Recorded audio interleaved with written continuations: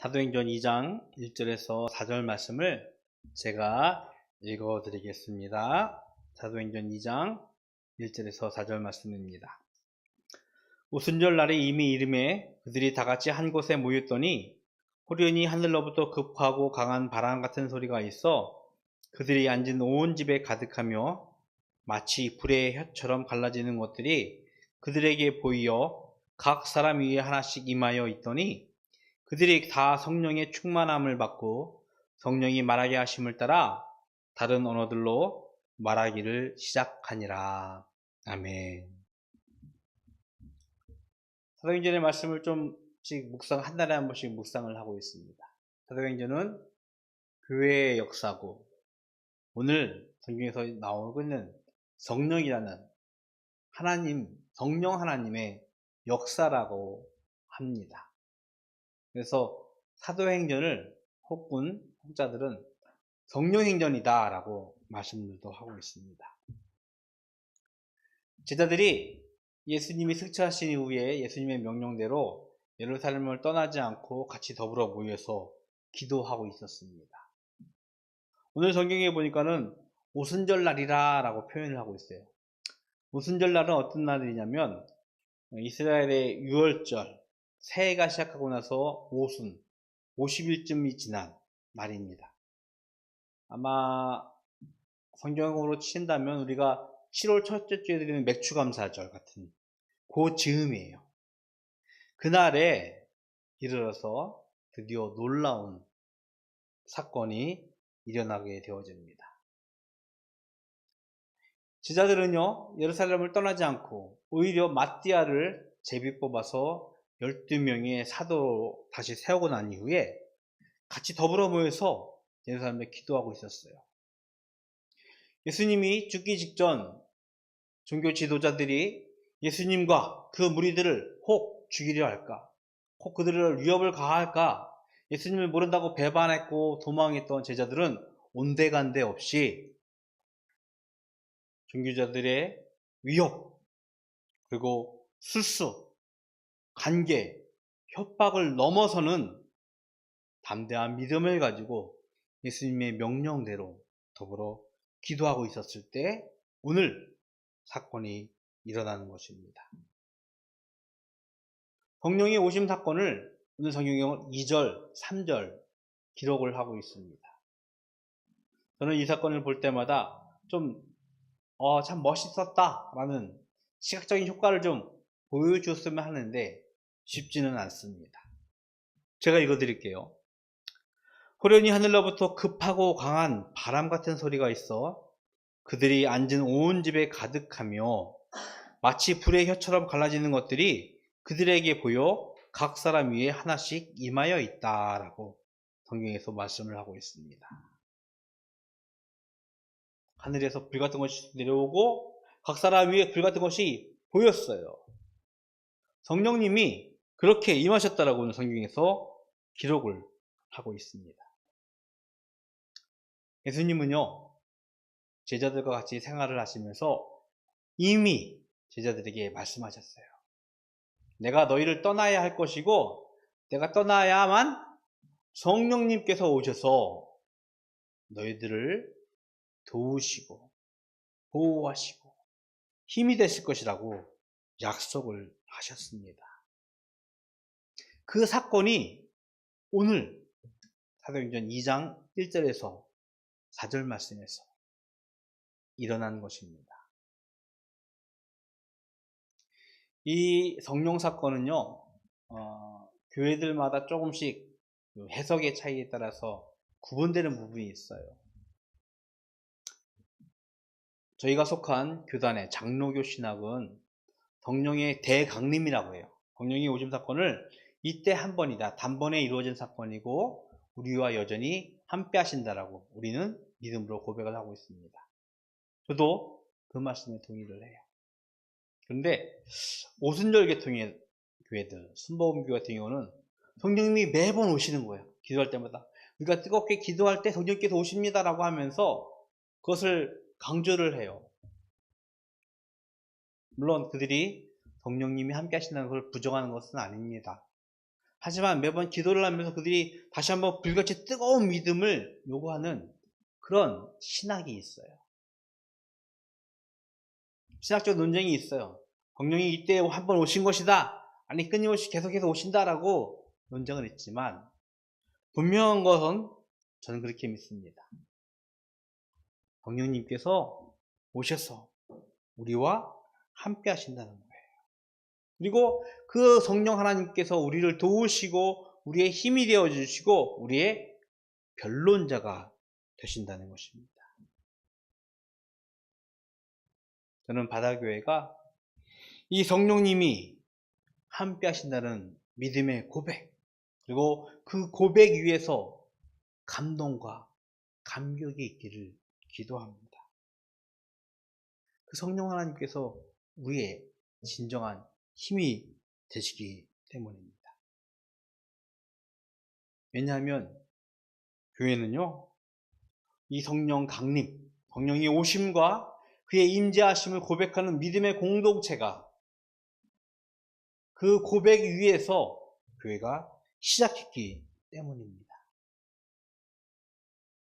성경을 하나 볼까요? 마태복음 18장 20절 말씀이에요. 뒤에 보면 나올 겁니다. 마태복음 18장 20절 말씀을 좀 펴주실래요?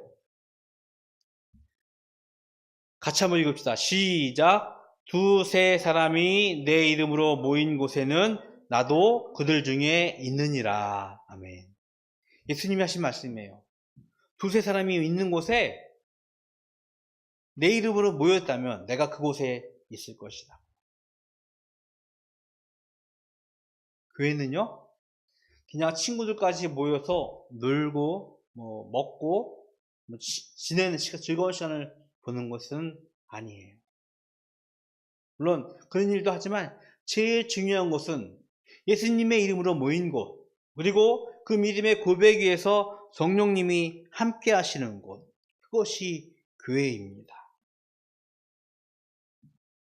성령님께서 비로소 오셔서 교회의 진정한 힘이 되어주시고 우리와 함께 하셔서 진정한 교회가 시작이 되어진 것입니다.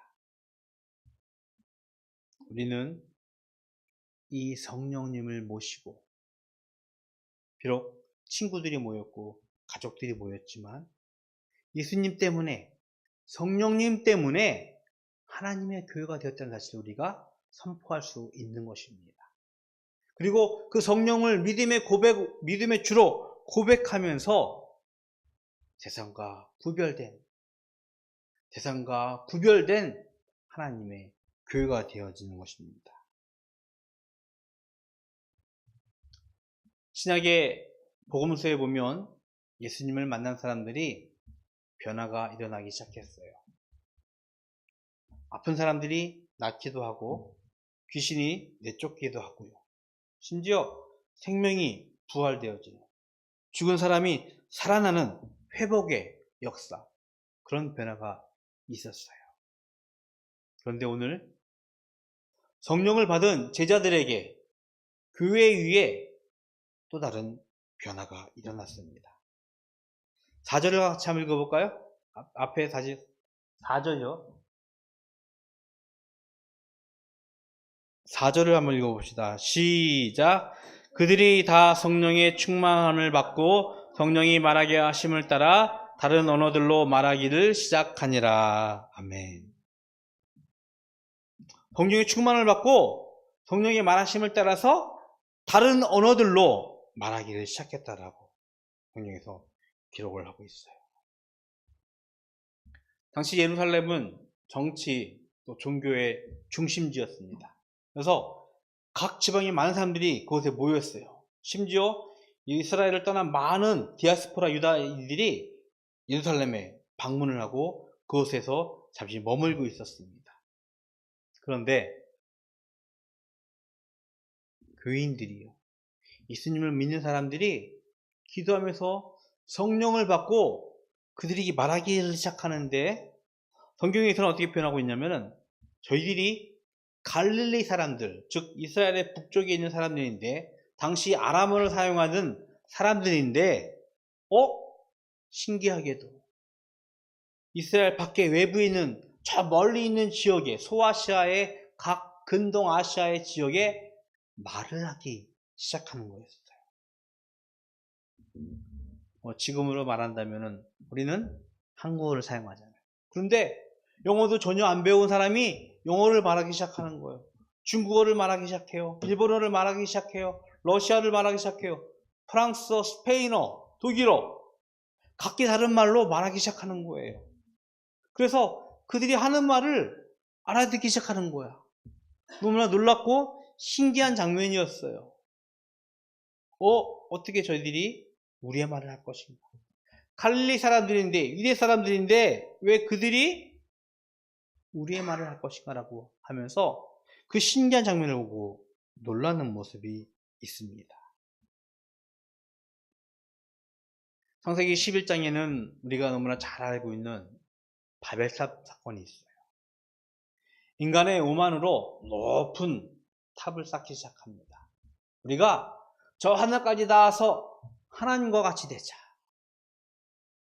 인간의 과학과 문명, 기술, 그것은 분명 우리를 이롭게, 우리를 편리하게 만드는 인간의 준 지성의, 이성의 산물일 거예요. 그런데 우리가 자칫 이것을 남용한다면 하나님은 심판하실 것이라고 이미 성경에서 말씀을 하고 있습니다. 아마 바벨탑 사건이 그런 사건이었을 거예요. 건물을 짓는 기술 가지고 하늘까지 닿아서 하나님과 같이 되자라고 했던 그들의 오만함, 인간의 교만, 하나님이 심판을 하십니다. 어떻게 해요? 그들의 언어를 흩으셨어요. 서로 말이 달라지는 거예요. 같이 힘을 합해서 건물을 지어야 되는데 지시하는 사람이나 일을 하는 사람이나 말이 달라지다 보니까 더 이상 그곳에서 건물을 짓지 못하고 그들이 말이 통하는 사람들끼리 서로 뿔뿔이 흩어지는 장면이 나옵니다. 인간의 오만을 하나님이 심판하셨어요. 인간의 교만을 하나님께서 흩으셨습니다. 그런데 오늘 성령님께서 임하시니까 각기 다른 말을 하던 사람들이 언어가 통일되기 시작합니다. 각기 다른 말을 하는 사람들이 언어가 들리기 시작하는 거예요. 인간의 오만을 심판하셨던 하나님의 그 오만을 회복시키는, 하나님의 서로 회복시키는 사건이 오늘 성경에서 단편적으로 등장을 하고 있습니다. 하나님의 심판의 목적은요, 이스라엘 사람들, 그의 사람들을 내치는 것이 아니에요. 그들을 회복시키고 구원하는 거예요. 아빠가 집에서 우리 재은이 녀석이를 혼낼 때 있어. 정말 미워서 너 나가! 하라고 하는 걸까? 아니에요. 가능한 거는 좀 엄마 아빠 말 잘 듣고 잘 성장하기를 원하는 거예요. 멋있는 사람으로, 좋은 사람으로 크기를 기대하는 마음속에서 때로는 채찍질도 하고 때로는 맴매도 하는 거예요. 오늘 하나님께서 그러셨어요. 인간의 교만을 오만을 심판하셨지만 그 하나님의 참 목적은 그들을 회복시키는 데 있어요. 구원하는 데 있었어요. 성령 강림 이후 흩으셨던 언어들을 하나님은 회복시키시기를 원하셨습니다. 비로소 제자들은요, 성령을 받고 나서 더 이상 생명의 위협, 목숨의 두려움, 그것부터 다 초월하고 자유하면서 복음을 증거하는 참 제자의 삶을, 사도의 삶을 시작하게 되어집니다. 그들은 비로소 예수님이 명령했던 하나님 나라의 삶을, 하나님의 복음을 증거하는 삶을 살고 있어요. 교회 역사는 예수님의 12제자, 12사도의 죽음을 이렇게 기록하고 있습니다. 모두 다 복음을 증거하다가 순교를 당했다. 즉 죽음을 당한 거예요. 예수님을 전하는 것에 대해서 더 이상 자신의 목숨이 아깝지 않았어요. 왜? 그들에게 성령 하나님이 계셨기 때문에, 그들에게 참 구원과 참 생명을 약속하신 하나님의 약속을 그들이 이제 믿음으로 확신할 수 있었기 때문에 성령님의 오신 결과였습니다. 그런데요, 성령이 오셨고 성령이 충만함으로 그들이 선포하고 있는, 그들이 말하고 있는 다른 언어는요, 또 다른 의미를 가지고 있습니다. 성경을 좀 하나 볼까요? 우리가 읽은 말씀은 사도행전 2장 11절의 말씀이에요. 여기 뒤에 나옵니다. 11절 말씀을 좀, 사도행전 2장 11절의 말씀이에요. 같이 한번 좀 보여주실래요? 2장 11절 같이 읽읍니다. 시작. 그레데인과 아라비안들이라 우리가 다 우리의 각 언어로 하나님의 큰 일을 말함을 듣는도다 하고. 아멘. 여기서 보면은 앞에 부분이 있는데, 우리가 다 우리의 각 언어로 하나님의 큰 일을 말한다라고 기록하고 있습니다. 물론 이미 다른 방언, 다른 언어로 이야기하고 있지만 그들의 말은요, 하나님의 큰 일이라고 기록을 하고 있어요. 요즘 엄마가 영어로 이렇게 논문을 쓸 때 보면은 이제 파파고다, 또 구글 번역기다, 카카오 번역기도 영어를 이렇게 번역해요. 심지어 우리 집에 있는 클로버도, 짱구도 말을 하면은 막 번역을 해줘요. 그쵸? 헤이 구글도 막 번역을 해줘요. 언어의 어떤 장애는 이제 많이 넘어서고 있는 것 같아요. 그래서 굳이 언어라는 것이 우리가 털어내는 그 소리뿐만 아니라 우리는 우리의 삶의 모습이 언어라는 것을 조금씩 인정하고 있습니다. 살아가는 모습이요, 이제는 언어예요. 삶의 언어예요. 세상 사람들의 언어는요, 무한 경쟁 속에서 성공하기 위해서 다른 사람을 짓밟고 거짓말하고 사기를 치고 하면서 성공을 하려고 하고 있습니다. 그런데 우리는요, 이제는 하나님의 큰 일, 즉 예수님의 언어를, 예수님의 삶의 언어를 사용하면서 살아야 할 줄로 믿습니다. 아주 단편적이지만 예수님께서 하신 산상수훈에서 이런 말씀들이 있어요. 이 친구가 5리를 가자고 하면은 몇 리를? 10리를. 그러니까 2km를 가자고 하면은 4km를 같이 걸어가지고, 네, 좀 걷어서 좀 빌려줘 라고 하면은 속옷까지 좀 내어줘라. 왼뺨을 때리거든 오른뺨까지 내어줘라. 그리고 내 원수를 사랑하라고, 용서하라고 말씀하고 있습니다. 생각해보면 도무지 세상의 언어로는, 세상의 삶으로는 할 수 없는 일들이에요. 우리가 가지고 있는 우리의 능력으로는 할 수 없는 일들입니다. 하지만 오늘 성령님을 받은, 성령함으로 예수님의 언어를 말하는, 하나님의 큰 일을 이야기하는, 세상의 다른 언어를 이야기하는 우리라면 이제는 가능한 줄로 믿습니다. 즉 세상과 구별된 다른 삶을 사는, 다른 언어를 말하는 우리에게 성령님께서 이것을 가능케 하시겠다고 말씀을 하고 있는 것입니다. 우리는요, 그의 삶으로 예수님을 증거해야 돼요. 참 안타깝지만 더 이상 거리에 나가서 예수님 믿으세요, 예수님 믿고 천국 가세요, 교회 가세요, 신앙생활 해야 됩니다 라는 말을 하는 것은 좀 제한적인 것 같아요. 우리의 삶의 모습으로, 삶의 언어로 예수님을 증거해야 합니다. 저도 부족하지만, 우리도 부족하지만 그것을 가능케 하시는 이가 성령 하나님이세요. 성령 하나님께서 우리에게 다른 언어를 말씀하게 하시고 다른 언어로, 다른 삶으로 살게 하시기 것을 가능케 하신 분입니다. 나의 언어가 아니라 성령님의 언어로 살아가는 바닷교회가 되기를 주님의 이름으로 축복을 드리겠습니다.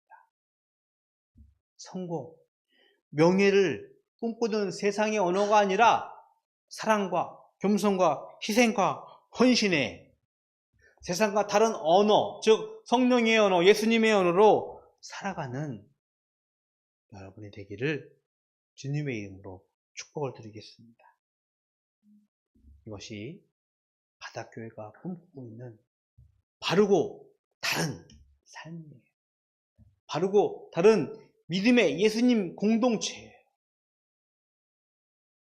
오늘 성령을 받은 제자들은요, 이제 다른 언어로 말하기 시작합니다.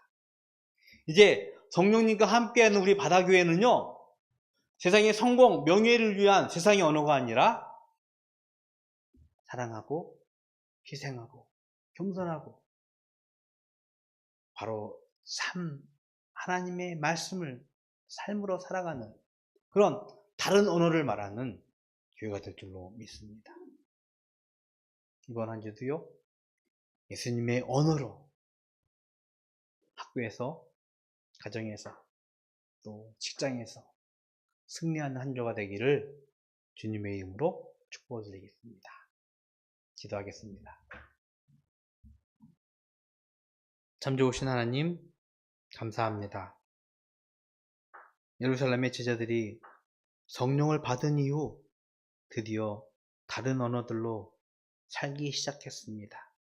하나님의 큰 일을 선포하기 시작했습니다. 하나님, 우리도 세상의 언어가 아니라 다른 언어, 즉 예수님의 언어, 성령의 언어로 살아가는 제자들 되게 하여 주시옵시고, 그로 인하여서 이 땅 위에서 하나님의 삶을 살아가는 바닷교회가 믿음의 사람들이 되기에 축복하여 주시옵소서. 하나님, 구별하여 예물 드립니다. 주일 예물을 드리고 소득의 10분의 1을 구별하고 각기 다른 기도의 제목에 따라 드려지는 예물, 또 바닷교회를 위하여 기도하며 돕는 같은 많은 믿음의 성도들의 예물 주님께서 기뻐 받으시옵시고, 그들의 드리는 성들 주님께서 기억하셔서 그들의 삶으로 인하여 하나님 영광 받으시고 넉넉하게 하여 이 땅 위에 나누어주는 그런 믿음의 사람들 될 수 있도록 주님 축복하여 주시옵소서.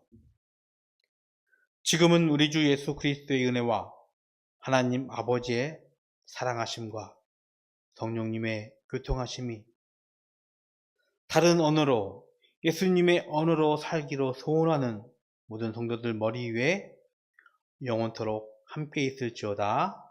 아멘.